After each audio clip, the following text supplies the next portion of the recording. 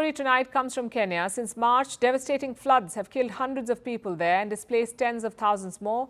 Homes, roads, bridges have all been destroyed, and the situation does not seem to be improving. Yesterday, a river broke its bank and overflowed into Maasai Mara. It is one of Africa's greatest wildlife national reserves. Now, many parts of the reserve are inundated. About 90 people have been rescued so far, but it's not clear how many are still trapped. Here's a report. On Wednesday, amid torrential rainfall, Kenya's Talek River broke its banks.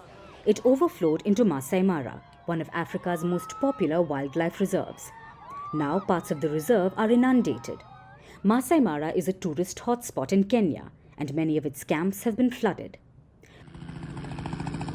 So far, 90 tourists and staff have been evacuated. It's unclear how many people remain in the reserve, but there are fears that animals have been swept away. This raging flood has only added to Kenya's woes. Its rainy season started in mid-March. Since then, torrential rainfall has caused flooding and landslides. At least 188 people have been killed. At least 30,000 more have been displaced. My wife and I were asleep, and so were the children. My wife abruptly woke up after she heard a loud bang. She got out of the bed and rushed to go and find out what was happening. So I followed her. The raging water came from behind the house. It sounded like a bomb. Immediately, the water swept us away. I regained consciousness in the morning, naked and on top of an uprooted tree log. Homes, bridges and roads are all destroyed. There is heavy damage to other key economic resources as well, including crops and livestock. People who lived off small businesses like avocado farms have lost their livelihoods.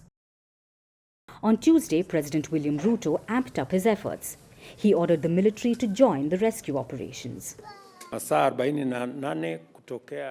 In Nairobi and all over the country, we do not want to keep losing the lives of our citizens.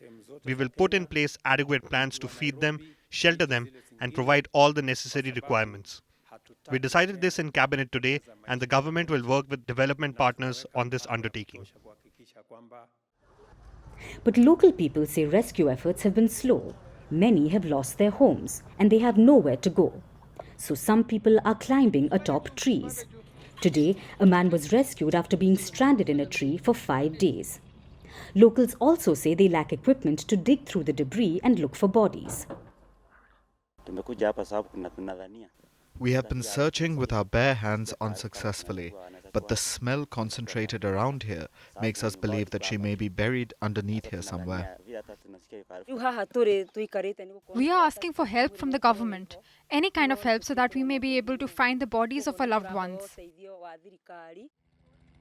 There's no relief in sight. According to the meteorological department, more rain is expected. So it looks like this deadly deluge is not being washed away anytime soon.